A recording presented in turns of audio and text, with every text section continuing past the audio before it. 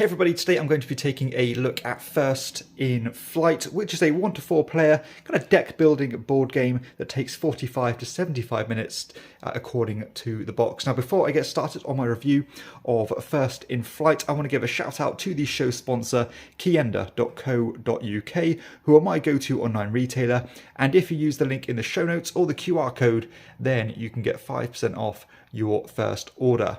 Okay, so unlike my usual reviews, I'm going to be taking a bit of a shortcut when it comes to the rules overview here, because I think I can explain the gist of the game without going into any detail. So essentially, this is a deck building push your luck style game with a time track mechanism. And the idea is that by the end of the game, the end of the 4 rounds, you want to have flown your plane further than the other players. The game will end again after those 4 rounds or until somebody hits 40 on the flight track here. Now, every player is going to have a deck of cards which consists of these different types, these standard 1 flight cards, these kind of minor fault cards, which are your push your luck target, where if you hit 4 of these, you're going to go bust, as well as these upgraded cards, which let you fly further than the standard ones, and they go up to a value of 5. There are also these additional ones here, which will give you a little booster by adding cards into your hand each time they come out of your deck. So standard deck building experience, just filtering through your deck and trying to go as far as you can without drawing those bust cards. Now, the end of the game, or the end of the flight, is a bit different to other push your luck games, because you actually need to call it quits 2 cards, or before 2 cards that you'll draw additionally, to see if you'll actually go bust. So I'll explain a bit more about that later. Now, you have some additional things you can buy, such as these upgraded characters, other things that will let you manipulate your deck to hopefully let you avoid those fault cards and fly farther. Or further. Each person will also have their own little player sheet here, where you'll have a unique character which will give you an ability. So in this example, Alberto here will give me some money at the start of my turn, and once you've hit a certain flight threshold by reaching 15, they will get upgraded, ready to be an improved version of the existing character. So on your turn, of course, each player will have their own player piece, which I've been too lazy to get out here. You are going to land on one of these action spots using this kind of one-way track system, and whoever is further back on that track will keep on taking turns until they overtake another player, and then again the person at the back will then continue to take turns.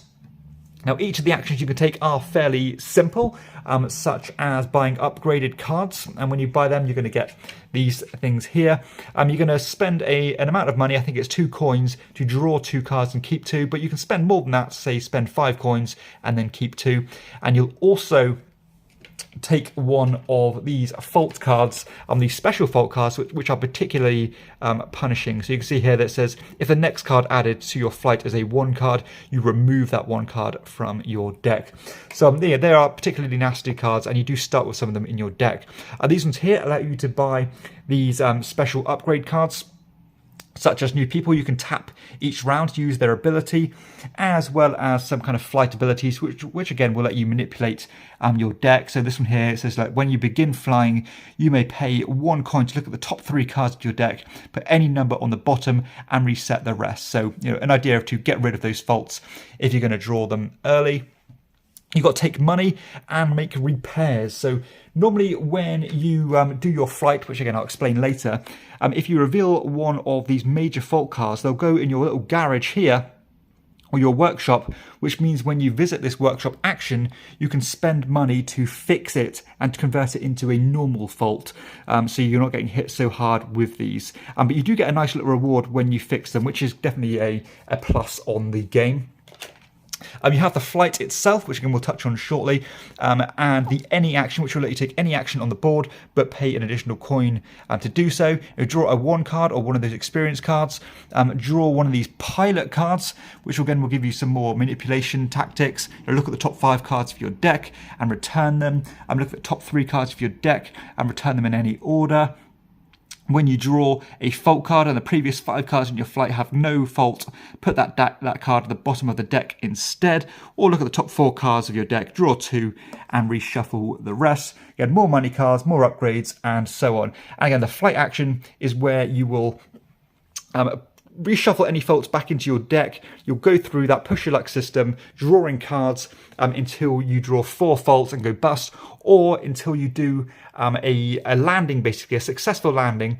And if you land the plane without going bust at all, you'll fly further and of course track your progress on the sheet here, hopefully beating the other players by the time it gets to the end of the game.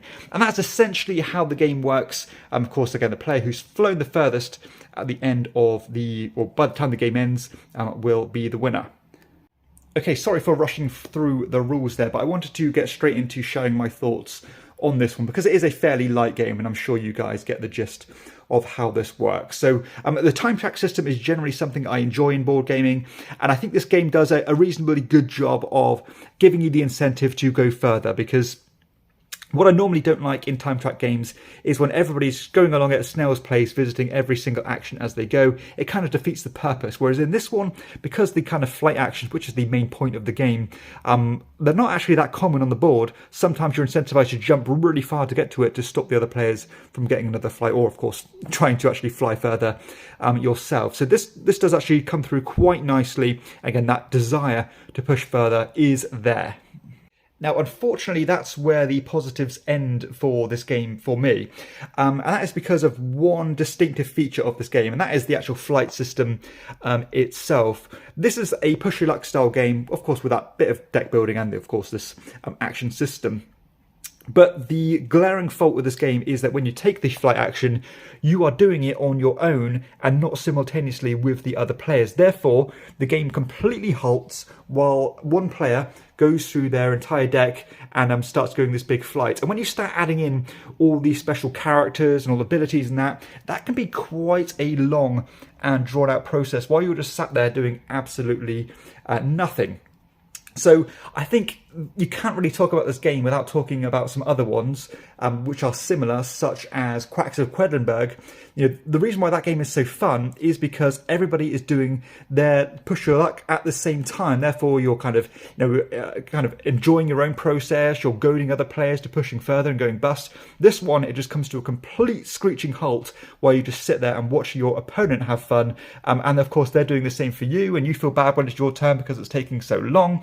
And it just doesn't quite feel right when comparing to those other more enjoyable games. And on top of that, if you do manage to go bust on your turn when doing the flight system, you actually lose time by going along these time tracks and moving your player piece this far along, further increasing the amount of downtime. So if I do my flight and go bust and jump far forward, then another player has a flight, for example, by taking in any action. You are waiting so long before you get another turn, and it just feels really disengaging, and it does take you out of the game quite a lot. Unfortunately, I also feel like a lot of these cards are either really uninteresting or completely imbalanced, because a lot of the time these things are like, look at the top 5 cards of your deck and reshuffle, or not even reshuffle them, put them back in the same order. You've not really got much control there because you're going to put them straight back in the same order. And if you're going to go bust, you're going to go bust. So you can look into the future, and it might be useful at the start of the turn, but you know, overall, it's not really going to change the trajectory of your flight, rather than maybe preventing going bust by stopping immediately, which is, again, not too satisfying. But these two particular cards I had a bit of an issue with because one of them I think is objectively better than the others. So one of them I think is quite a cool one, where it says, you know, once per turn you can actually share the action spot of somebody else, which can be very useful to get you out of a sticky situation and to guarantee yourself the action that you want.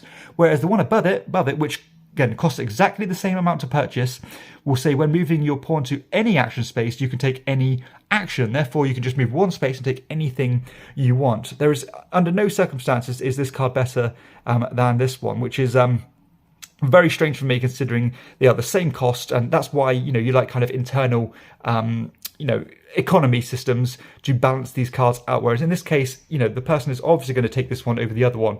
And whilst on paper I do like this flight system, this kind of tide line system where you want to go as far as you can, and that's your best score for the remainder of the game. So, you know, even if I got to say 17 by the end of the second round, if I got to 14 after, my score will remain on 17 because that's my best flight so far. You know, I like that mechanism. I think it's cool with games like Colosseum. In this one, it kind of falls flat, because if you manage to have a successful flight, get a reasonably respectable score, and then in future rounds you completely start your flight negatively, you've got, say, 2 faults in your first 2 cards, it's going to be an unsuccessful flight, you're not going to get very far, then it kind of feels like you're wasting your effort and it's a whole wasted turn. Because you get no compensation at all through unsuccessful flights. Again, like talking about games like Quedlinburg is so enjoyable because even if you have a terrible round, you still get a currency to improve your standing for future rounds. Whereas this one, you do not get that. And I cannot understand why that is the case. You should have got coins depending on how far you go, or there should be some kind of catch-up mechanism. And just in general, it feels like there are too many faults in the deck. Now, I understand it's all about trying to create aircrafts from scratch, which of course is going to mean that there's going to be lots of crashes, but it feels like the game sometimes stops before it even starts when it comes to a flight phase, because you draw those faults so early and it's going to be unsuccessful, and these major faults are really punishing at times. Yes, you can fix them in your workshop, which I think is quite a cool mechanism actually, but you don't get rid of them, you just replace them with a basic fault, so you've still got that fault in your deck. And even when you take those improved actions or the improved distance cards, you get one of these as well. So again, it always feels like you're kind of got an anchor or a ball and chain chained to you to stop you really taking off and flying far. And this next comment might sound like a nitpick because you'd expect this with a deck builder. You do need to shuffle these cards a lot and it does become quite tedious. Now this one you actually do need to shuffle more than a usual deck builder because the decks are relatively small, and because halfway through your flight, or just as you're about to end your flight, you have to reshuffle your deck to stick the landing. And again, it becomes very tedious. Sometimes, and again, another small nitpick here, you forget to shuffle your faults back into your deck, and it just becomes an absolute faff, especially when the other players are just sat there watching you do it. The interaction with this game is a mixed bag. Again, the time track system is absolutely fine, and there is some competition there, which I do enjoy, but again, the interaction is badly hurt through the fact that you do have to just sit there waiting for other people to do their flight action. There's some good competition for the extra cards because they do not get replenished immediately. So again, of course, that's going to ramp up the tension to jump ahead and get those. But all in all, again, it could have been more interactive if you played simultaneously. And talking about the scalability here, I actually think this game peaks at the lower player count, and it does have a solo mode, which I haven't tried, and I can see this game actually being better solo for that reason, that you are not interacting anyway with the other players apart from the time track. I mean, you can really take your time to manipulate all your cards as efficiently as possible to get that best flight. 2 players is going to be slightly better if you play multiplayer, and when you get more than that, I think the downtime is just a bit too much. And the production for the game is spot on, really. It looks lovely on the table. All the cards are nice and clear. They are well worded as well. And of course you do have these additional wooden pieces that would be on the board to track your movement and your actual score itself. The card quality is pretty good. They are linen finished, actually. They are linen finished. Illustrations are lovely. And it actually comes with some nice little inserts as well. So, no issues at all when it comes to the production. Okay, so let's share some final thoughts on First in Flight, and sadly this was a big dud for me. It definitely did not stick the landing for that glaringly obvious reason that you are just sitting and waiting for too long while the other players take their flight actions. And maybe if I played this game first and in isolation, it's better than it would be directly comparing it to other games. I'd much rather play a game like Quedlinburg, or even games like Heat, which have some kind of crossover with this one by keeping your deck lean and trying to keep it as efficient as possible. This one, I don't know, I just think comparing it to those, it just falls really short, and I can't really see the incentive of owning this one over those aforementioned games for those reasons. Yes, it looks lovely. I actually really do like the subject matter. The time track is fine, I don't want to criticise that at all, because I actually think it's quite difficult to pull off this mechanism to a high standard, but I think it's done it well. But the downtime is just too much. The card balancing didn't quite sit right for me. Some of them are just purely disinteresting, and yeah, I just didn't quite, it just didn't work for me at all, this game. And it is what it is, really. I'm not a big fan of deck builders anyway, so take that into consideration. But there are deck builders I enjoy, and this one was sadly not one of them. That push your luck mechanism just did not come through strong enough. really unsatisfying turns at times when you just crash before you even begin. And yeah, it just was a massive miss for me. So as I said, if this does interest you and you're not aware of games like Quedlinburg, games like Heat, and even games like The Living Forest, I think they all do parts of this game to a higher standard and a more enjoyable standard, to be honest. So yeah, sadly, a big miss for me. This is First in Flight.